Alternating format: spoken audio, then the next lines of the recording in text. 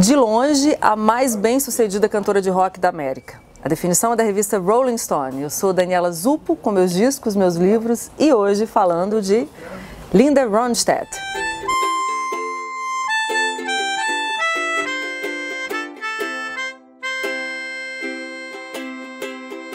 Cá estou com o meu parceiro das resenhas litero-musicais, Romero Carvalho. Posso falar assim, né? Pode. Litero-musicais. Pode, lindo. Eu descobri a Linda Ronstadt no YouTube, pesquisando, aí achei uma música, acho que foi com You Are No Good. Aí me impressionou demais a voz, era num programa de TV do José Feliciano.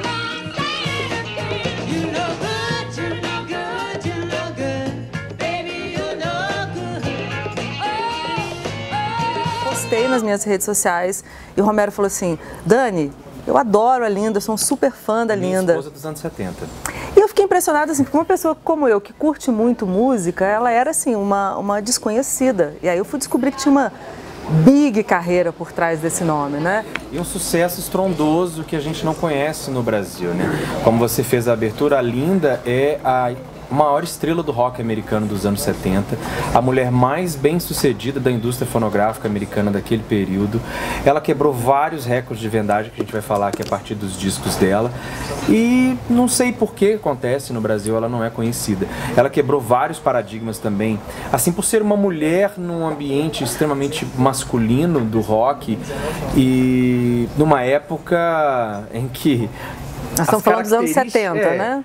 Ou seja, algumas características feministas eram extremamente mal vistas, mas segundo Peter Asher, né, que foi produtor dela por muitos anos, ele fala que ela tinha todas as melhores e mais bem valorizadas características feministas que hoje são aclamadas. Ela já tinha essas características nos anos 70 e com isso ela brigou pelo espaço dela. Eu quero evitar aquela palavra, não direi aquela palavra, eclética, ups, falei. Não, porque ela foi do country ao rock, passando pela ópera, bolero, standards da música americana. Como é que a gente pode definir uma cantora que cantou de tudo, na verdade, né? A Linda, ela é de Tucson, Arizona, né? Ela é de uma fazenda, criada numa fazenda em Tucson, vai para Califórnia nos anos 60, né? Ou seja, como na música dos Beatles, né? Ele deixou o seu lar em Tucson, Arizona, para uma erva californiana. Apesar dela não era muito chegada em erva, ela passava mal. Você trouxe vários LPs, deixa eu mostrar aqui um pouquinho. Esse é o primeiro. Ela se junta com dois amigos, o Bob Kimmel e o Kenneth Edwards, né? E gravam esses dois discos do Stone Poneys. E aqui é uma banda de folk rock. Nesse disco tem o primeiro sucesso da carreira da Linda Ronstadt, que é Different Drum.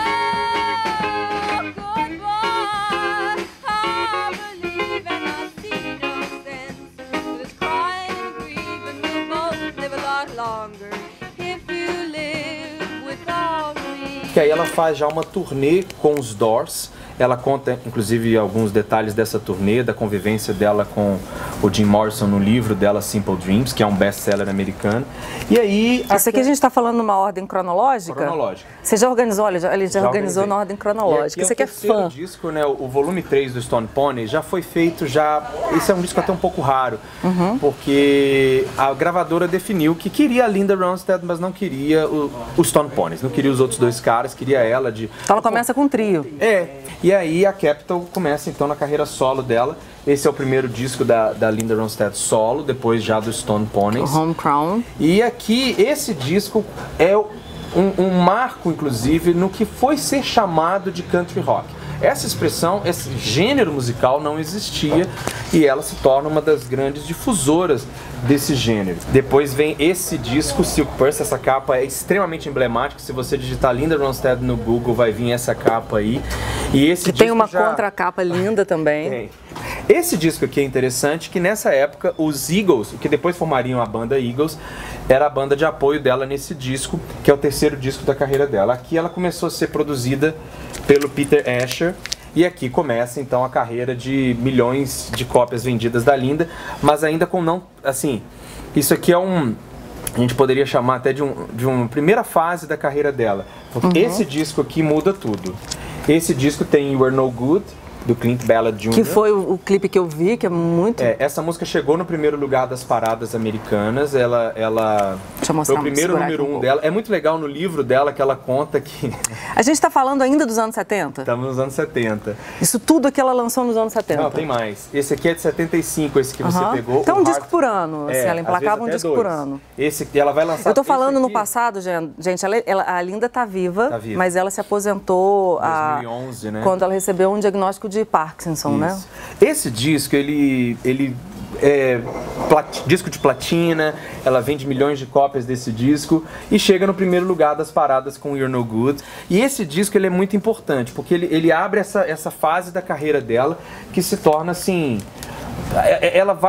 Ela se torna a primeira artista mulher a vender milhões, ou seja, ser certificada disco de platina, né, por 4 discos seguidos. Depois ela vai bater esse recorde muitas vezes.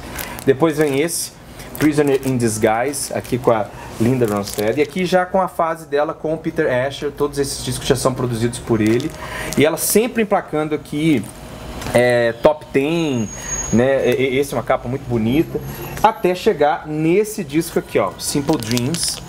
Esse disco, inclusive, ganha vários prêmios. As capas são muito legais, né? A gente estava falando da saudade, dessa fisicalidade, assim, do esse, LP, inclusive, das ganha capas. Como melhor capa, ganha Grammy de melhor capa. Merecido. Ela, inclusive, coloca um hobby sobre a camisola que ela tá, porque ela fala que ela tava sensual demais. Esse disco quebra... Tava sensual demais, é ótimo. Tava sensual demais.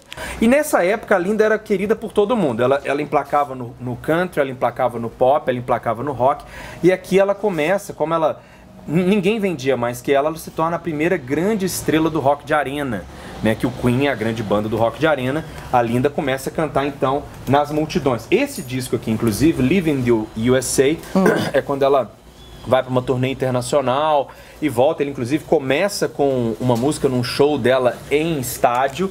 E, inclusive, essa imagem dela... aí com seus patins, aí os roller skaters, virou assim um ícone também americano. Todo mundo passou a usar patins e a fazer esse visual dela aí, inclusive com esse cabelo permanente. E é um ícone do rock.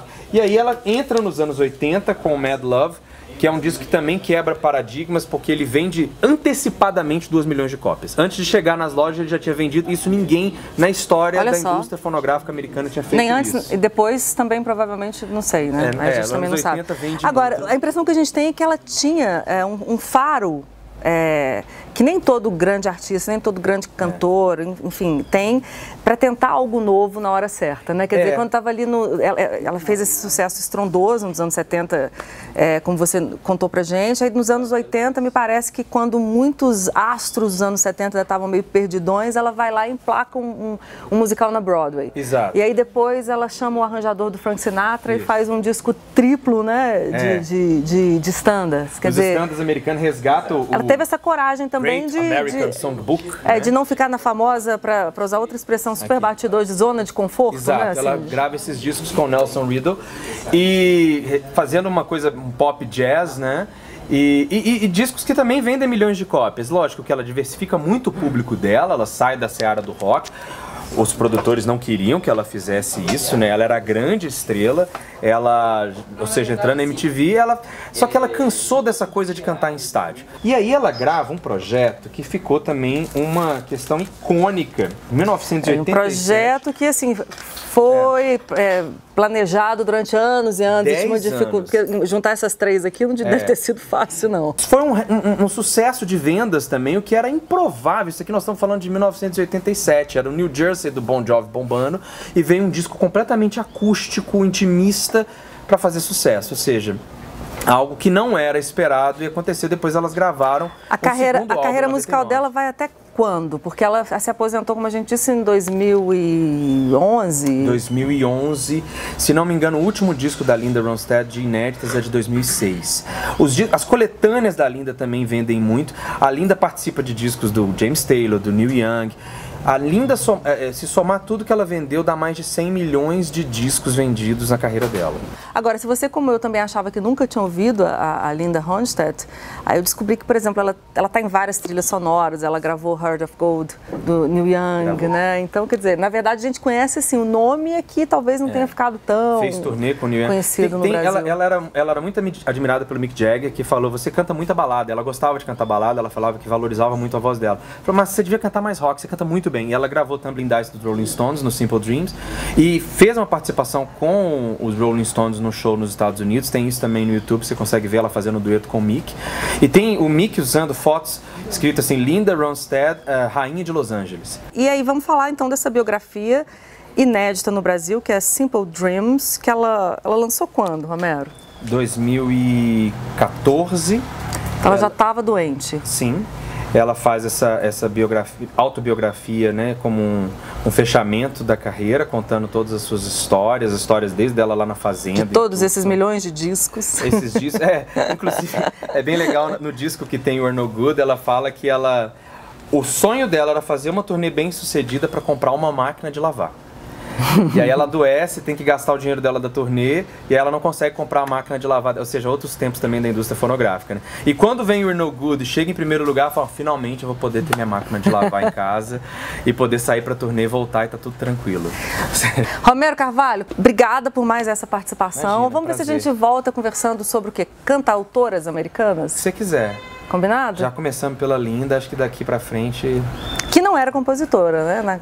Na carreira dela toda tem 3 músicas em que ela tá como coautora. Não era a praia dela, não. Escutem, vale demais a pena. Foi uma super descoberta e fica a dica. Valeu, querido.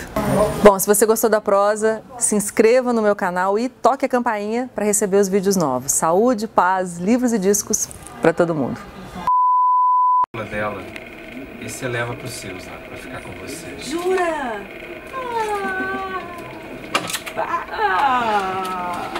Olha que bonitinho, abre toda. Isso é uma coletânea? É. Que massa! Olha lá, a retrospective Linda Ronstadt. Long Time, Lovesick Blues, Rescue Me. Vai ter coisas inclusive. Eu posso escrever uma carta, só começando assim. Pode. Uma carta de amor, olha. Tipo... Massa demais.